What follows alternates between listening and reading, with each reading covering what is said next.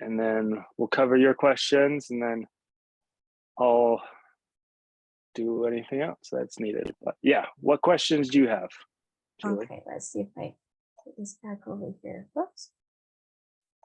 On the scenario where we have, what's that for the net pay, SUTA, and FUTA calculations, do we, well, since they are paying into the state unemployment tax, do we take the discount and just go 0.6%?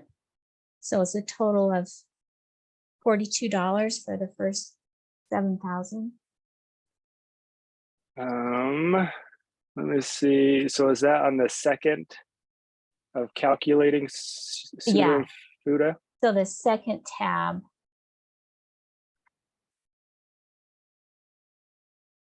Employer portion of payroll taxes. Got it. So are you asking about the SUTA specifically? No, I'm asking, since we are paying into the state, do we get the discount for the federal? So we just charge 0.6% for a total of $42.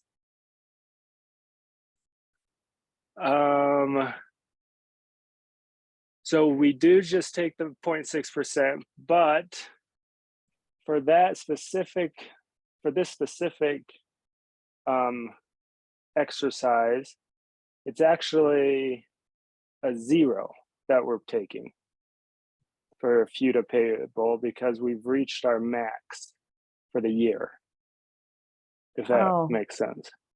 Okay, so well, I guess what I did is I came up with $42 and then I divided that by 28 weeks and came up with $1.50. So we reached 7,000. So I guess that's one question I have. As it's accruing or as it's adding up, do we divide all these by 28 weeks?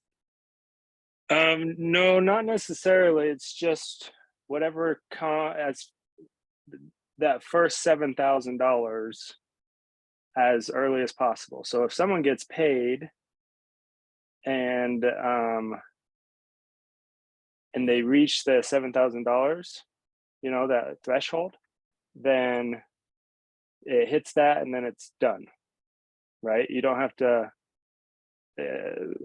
assume that it's going to take it over the entire period. Or for example, if someone gets paid $100,000 in a year and we're going to take 7,000 over the entire year, that wouldn't be how we do it. Okay. It would just be on the first $7,000 for the year. Okay, so this person has made, let's see, oh, because his hired date. Okay. Yeah, so his hired date is June 1st. And where does it says something about this being December 16th through the, oh, right there, employee year-to-date earnings through 12/15. Okay. Is something, so it's really from the 16th through the 30, it's the last 2 weeks of the month, or is it last 2 weeks or is it 2 times a month? Salaries 50,000 HP pair, he contributes, blah, blah, blah. Can I share my screen and show you what I've done? Yeah, okay. That'd be great. Let's see. Is it this one? Oh, that's not the right one. I have two screens. I think this is the wrong. Are you? I can see the one, yeah, calculating SUTA. Oh, okay. Okay, so down here, employer portion of payroll taxes. I think what I did is I took and times them all by 28 weeks. So is any of that correct or that's all wrong? So that's correct. And I've done the same thing on the very bottom, to be honest with you, just for kind of a gut check on my end. But some of those, So I guess I need to fix these these ones that we passed. Well, the first 7,000, so you said that's a 0. yeah, so that's a 0 in the current period, right? But for the total down below would be 420 because it's that 6% on 7,000. Okay, so it's not $42 then. Correct. Okay. Does the And reduction come after you file all your paperwork, or I just don't get when you yeah, get that credit? yeah. So that's what for your, and to be honest with you, I'm not a tax person, but for payroll taxes, we don't really take into consideration that credit. Okay. But for income taxes, when you file your income taxes and you file your return, that's when you take that credit against your federal. Okay. So let's see. So this bottom line is correct then. And then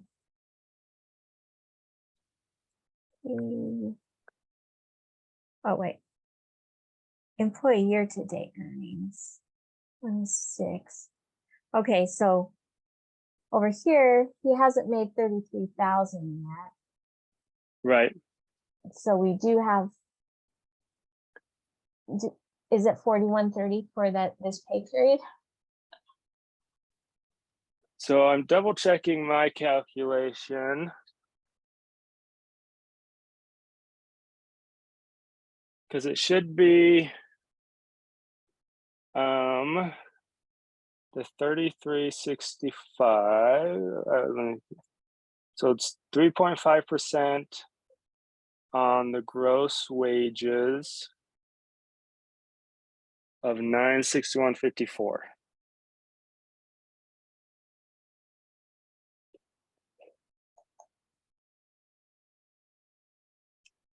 Right. So I'm getting a different number from you. 3.5%. So you're taking it, yeah. I times it took by the 33,100. Okay. Yep. Yeah, yeah, you took that method of let's span it over the 28 months, but really it's what's each pay period. Because in theory, we're paying this person, but then what if they quit tomorrow? Then we've under collected if we followed your method. But if we follow just gross wages of 961.54 times 3.5%, then that's how we could get that SUTA number. Okay. I think that makes sense. That makes sense. I think that's my main question. Oh, and then on the other assignment, what if you're 2 cents off? Don't worry about 2 cents off. I'll just take it as a rounding error and immaterial. Okay. Well, it looks like Vanessa's on. Maybe she has a question. True. Do you have any questions, Vanessa? Well, actually, I have so many. I don't even know where to start. I'm really, really lost.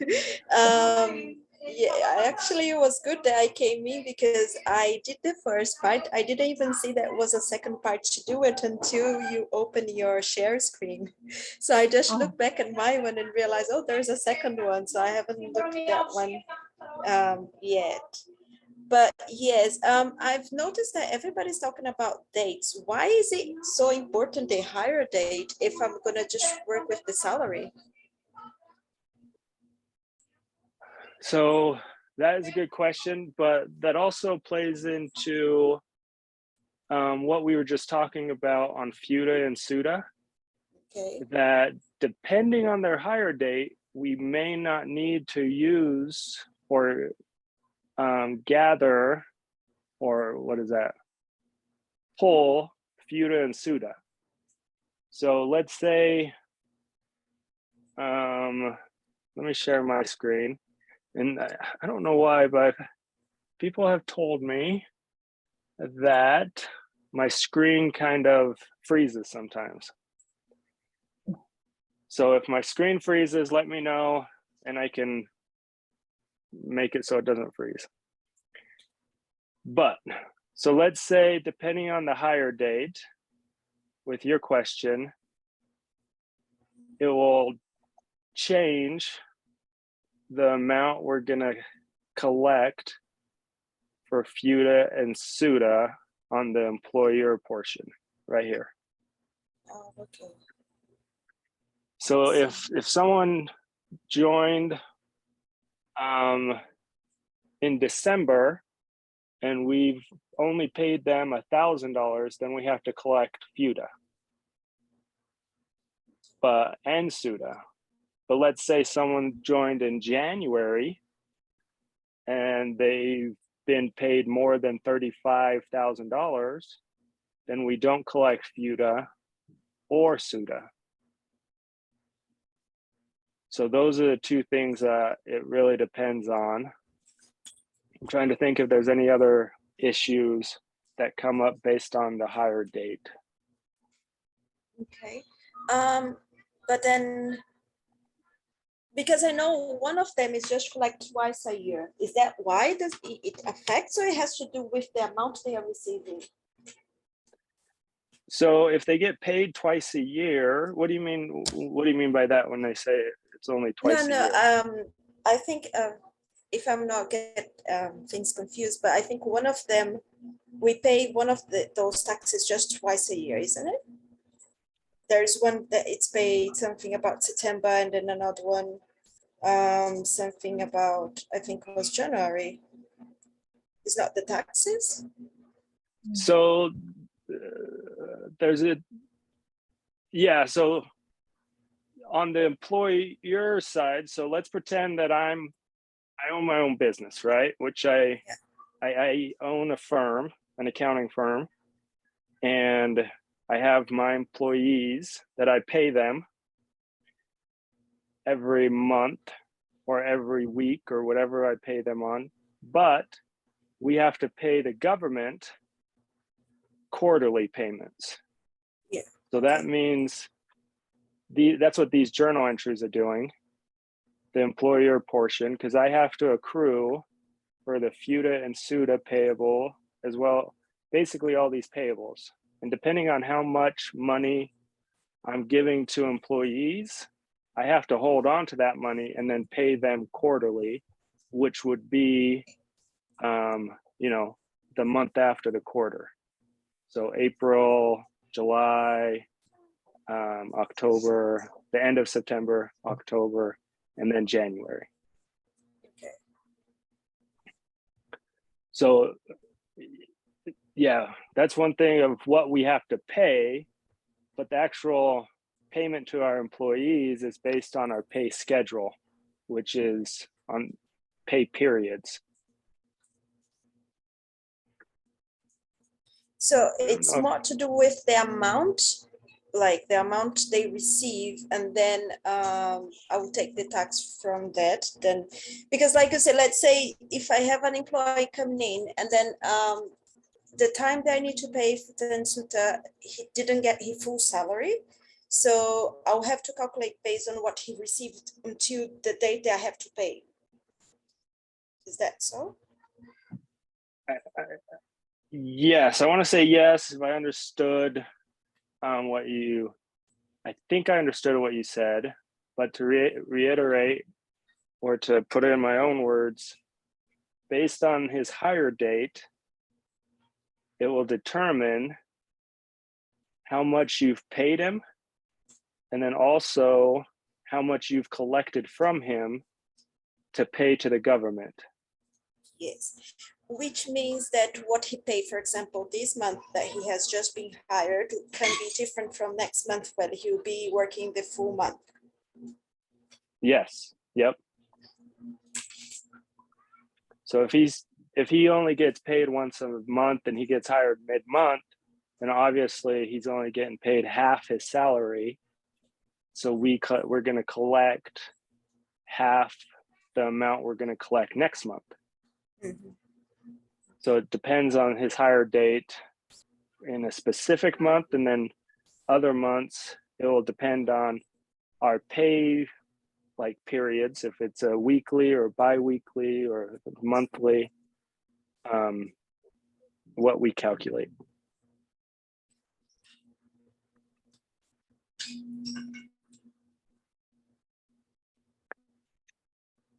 What other questions do you have, Vanessa? Did I answer that question? Yes. Okay. Yes, I do have another one though. At the end of the first part of the Sutta and Futa exercise, there's a question about the difference of taxes that pay based on the time they work. Of course, I know, like I noticed that with taxes, even though it's the same person, every time it changes from monthly to weekly to semi-monthly or whatever, the tax changes as well, because of course, the salary changes as well. But Yep. I don't think I understood the last question about, I don't know if that's what I mean. I don't think I understood the last question. It's talk about what's the difference, which one is better. I really didn't get what I'm supposed to answer, because I just put like the salaries that the end of the salaries that I collect depending on weekly and monthly and things like that. And then there's something to answer, but I don't think I understood the question. So are you asking about this question, the scenario 4E, or are you talking about a different? Yes. No, that's the one. Okay. So let's break it down and try to understand it. So it says to calculate the federal income tax withholding for each payroll method used for Taylor for the entire year. And Taylor used the same all the way up here at 4. This is the scenario. And then it breaks it out. We portion bi-weekly, semi-monthly, monthly. Were you able to like fill this out? Yes. Okay. So at the very end, did you come up with these weekly, bi-weekly, bi-monthly, monthly? Yes. How close were those in amounts? Is that I guess, a good question, or do you have yours pulled up? Could you share your screen? I'd be interested. I can. Before Yes. I completely correct or change anything, I'm curious on what you've done, and if there's oh, here we go, stop share. If I need to address a separate topic before we get to this topic.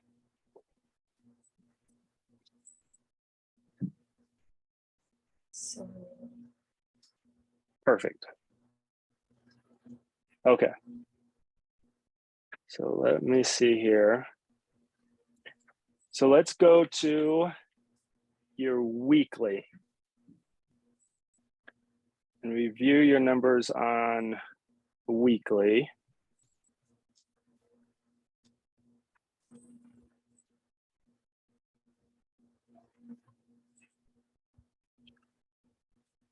Let's see here.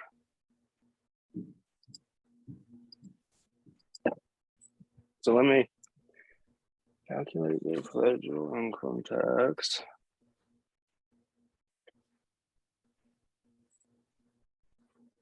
Okay, can you scroll down? Your numbers are looking good, which is great. I have a different number for the state 5% tax. yes. Yeah, there's some slight differences, Vanessa, than what I have too, Okay. but I just wanted to Oh. see if you were in the general area. Can you scroll down to 4D as well?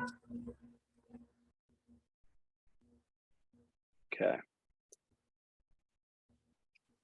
Okay, so this would be great to review basically step by step. So let's go to 4A.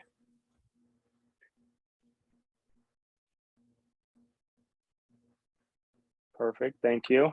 And we'll just go through this and try to understand it in simple for me. I try to break everything down to the lowest common denominator, the lowest simplicity factor. So it says calculate taxes and other withholdings. Taylor works as a copywriter at a local advertising agency. He started working there on October 1st, 2020. So we have the hire date is October 1st, 2020.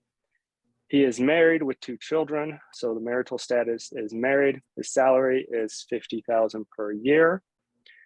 Each pay period, he contributes 2% of his income to the company.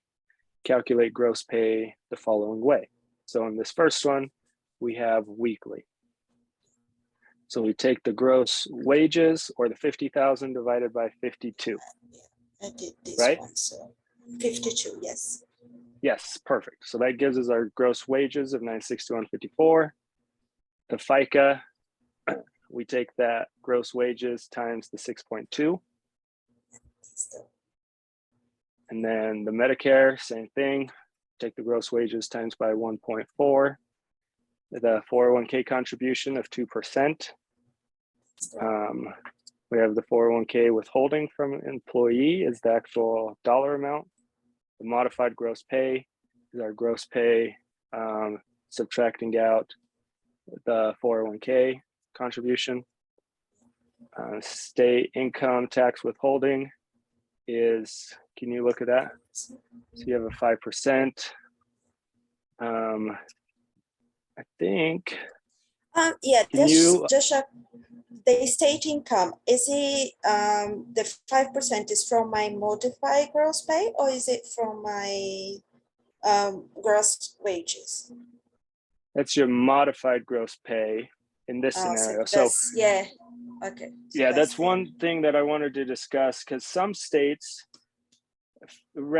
some states don't allow you to take your modified gross pay, but I'm in Utah. The majority, I'm not sure the majority, but a lot of people in the class are from states that do allow you to take that 401k deduction from your state income. So we'll assume that you can use your modified gross pay to calculate your state income. Step 2 of Form W-4 is yes. And then we have the modified gross pay. Perfect. We have the federal income tax with withholding. So that's perfect as well. And then that gives us our net pay for employee. But I have a different net pay for employee than you. Can you highlight your net pay for employee? And go click up in your, do you have an F2? Either push F2 or click into the formula bar. Yeah. So we're taking the 866 minus the F86 minus G86. So that, can you get rid of the 2% and move it over to I86? Oh. Yeah, just move that green box over. Oh, you didn't move it. You didn't grab it. Or just change H86 to I86 in your formula.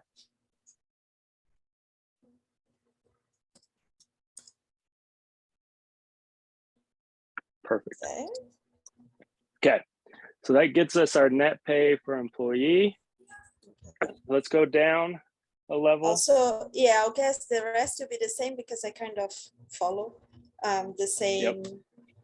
The same. So okay. This one. Yeah. You might want to just copy your formulas. Yeah, just copy and paste. I think you cut, yeah, perfect.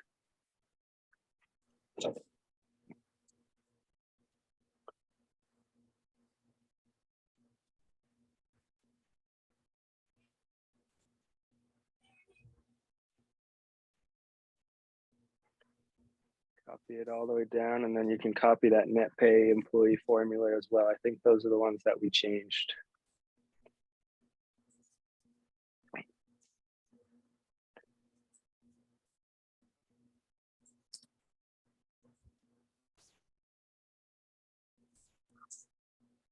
But it looks like you calculated the withholding, federal tax withholding pretty well, which is good because that's what most people have had issues with, or usually have issues with, is how to calculate that federal income tax withholding number. Yeah, well, the video you sent me got me a lot because I didn't know where to start. Like I said, I understood that the numbers were on the table, but I didn't know what part of the table I was supposed to be looking at. So Right. yeah, once I watched the video, it got me through, so I was able to do it. Can Yeah, I it make a looks like- comment about those publication tables? It wasn't linked to this assignment. So I found it in the next assignment after I'd already been searching for it, but it's not, the actual link isn't part of the information for this assignment. So it was really hard for Did me I- to find the tables. And Yeah, did I you, post that in the announcement? yeah, you did afterwards? attach it in your announcements, but that was after like an hour of hunting. Yeah, that for was those yesterday, tables. huh? Because I realized, I'm like, I can't find this, and I had to Google it myself and find it. I'm like, this is annoying. Yeah, So I posted couldn't. it myself. Yeah, thank you. I guess maybe when they write the class again, if they could just attach that link in that assignment, Yeah. that'll be really helpful. Thank you. I appreciate that feedback, and I'll try to get that. Okay, so now I just need to change. those ones.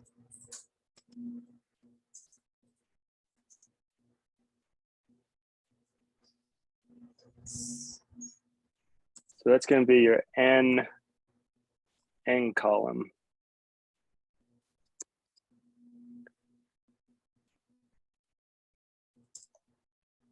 I think her But- federal income tax will change on all of these, so won't it? Yeah, it will. Your numbers are going to change slightly can because of Have to what go we've back to the calculated. tables.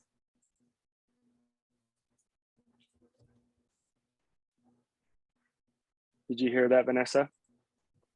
Sorry? So as we've updated your formulas, some of Yes. your calculations have changed Yes, as well. yes.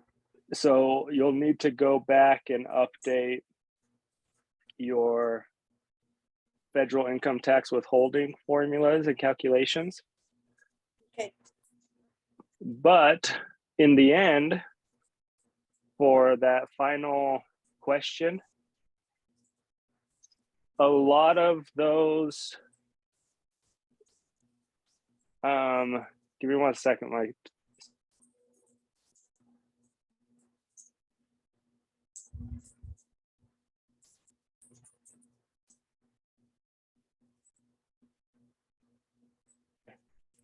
All right, so once you've updated all those numbers, Vanessa, Yeah. 4E, each line item should have almost similar, really close to the exact same numbers that you're showing. So can you click on D130? Cell D130, your weekly federal income tax for 1 year in scenario 4E. Yeah, right there. So you take that, but you have to multiply it by the year. So you take that and then you times it Okay. by 52. Because there's 52 weeks in a year. And then that's times it by, I have to do with all of them? not 52. And you're also taking his payroll, not the income tax. You need to Oh, times okay. it by N instead of O. So By you're M taking as well? O98, but it has Yeah. to be N98.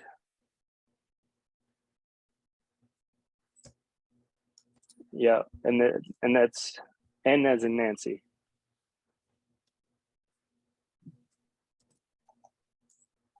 Yeah, and that's the same thing for the weekly. It will be N 86 times 52. Yes, perfect. And the bi-monthly, it will be N, and then times it by 24. That will be N times it by 12. So it's monthly. So your numbers are a little off just because we need to recalculate Yeah. those federal income tax numbers, but the end result, and I'll share you my screen. The end result should look something like this, and they're almost Oh, exactly very the same. close. Yeah. Okay. And that's the answer too. Like, what does the method show for each, like what does the withholding show us for each method? Essentially, it comes out to the same amount on an annual basis. Okay. So whatever method we use, it really doesn't It matter. It's should just, come close to the same amount. yeah. And really the thing that determines what pay period we use is more preference from the accounting team, preference from the company itself. Some construction companies have to pay weekly because of government contracts that they have and the type of payroll that they run. I've been in companies where they just pay monthly because they don't want to run payroll more than once a month because it takes time and effort. Most people like to receive their money faster than that, so they do bi-weekly.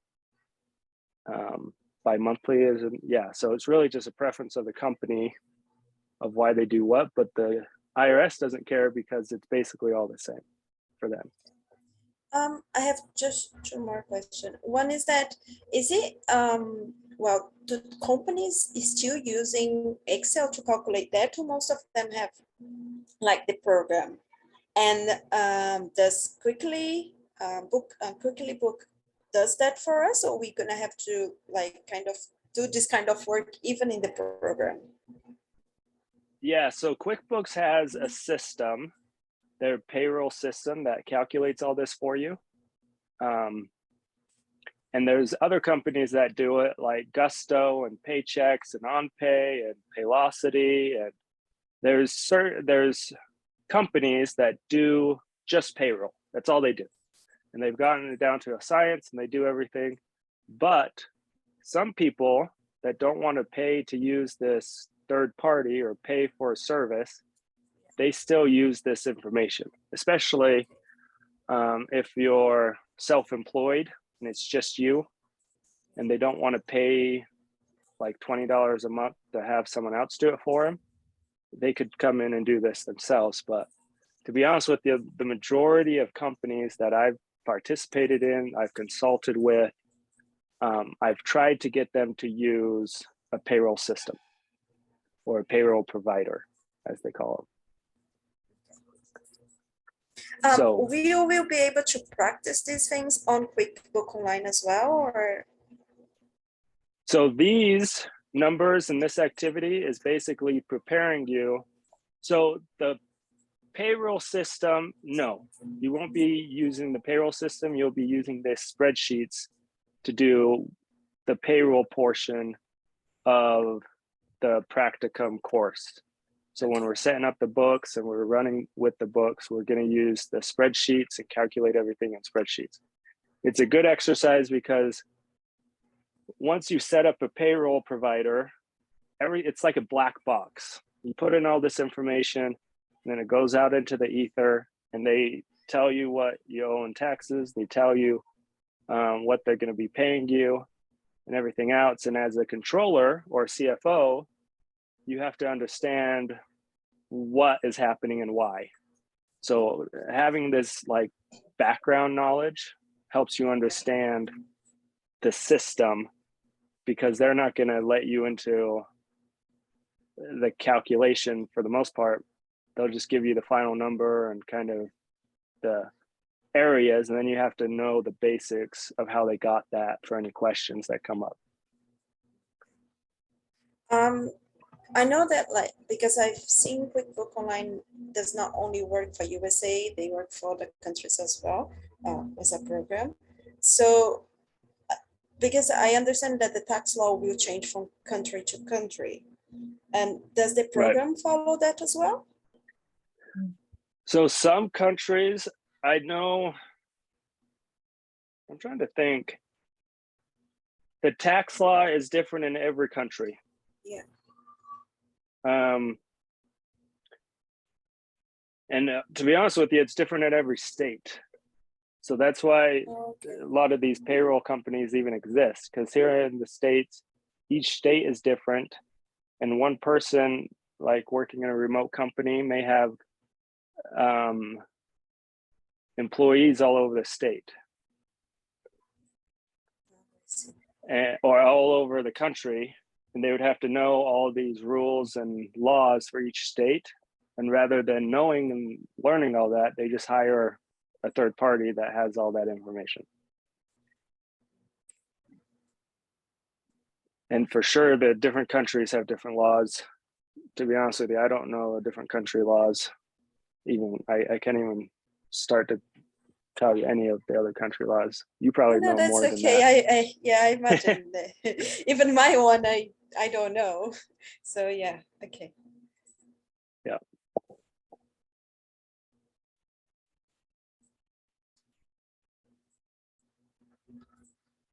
You have any other questions, Vanessa? You said you had two more, and I think I answered one. No, Or did I answer that's both of them? actually, yeah, both of them, because I wasn't sure if how the programs apply to other countries, but I'm guessing if it's different, they probably have like a server or something that will change the laws according to the country they serve. Yeah. Yep. And it's interesting because in different countries, accounting systems are even different as well. So here, QuickBooks Online is probably the biggest accounting system you're going to see. And that's why we're using it in our practicum course. But in other countries, I had a client that was out of, I want to say Australia or New Zealand, but he was using Xero. And he said Xero was like the #1 online accounting system over there. And I think Xero far outpaces QuickBooks Online in countries other than the United States. So, and also then when you get into other countries as well, you get into different accounting systems that aren't in the cloud. And it's kind of this whole, you know, not organization, but this whole environment of accounting companies and accounting systems that you've never even cared to think about until you have to. And that's what I spend my time doing, is trying to stay abreast of everything and know enough to help everyone when needed. But QuickBooks Online is definitely the US's #1 accounting system. And I like it because it's a very simple one. It's easy to work with. Yes, exactly. And that's why it's probably #1, because a lot of small businesses use it. It's really easy. It's not really double entry accounting. It's just tell the first where it needs to go, and then they'll take care of the back end for you and everything else. But we'll get into it more. But yeah, Xero is a big competitor on the worldwide market. If you've heard of that, Xero with an X. Yeah. Other questions? No, I'm good. Okay, Julie, do you have any questions? I don't. Thank you very much for your time. Okay, well, we'll end here, and then I'll upload this to YouTube, and I'll post it to the announcements. Hopefully I answer most people's questions as well, and then we can continue on. Thank you very much. You're welcome. And just so you guys know, we'll probably do this every Wednesday unless I have a scheduling conflict. And I'll let you know if we're not going to do it, but we'll do this every Wednesday at 4 p.m. And if anyone has any questions, this is more so for anyone who's watching this. If anyone has any questions and they can't make this time, you can send it to me beforehand and I'll try to answer it here as well as in the email. So Thank you. I Great. think we're gonna need it. Thank Okay. you. well, I'm excited. You're welcome. We'll talk to you Bye. guys later.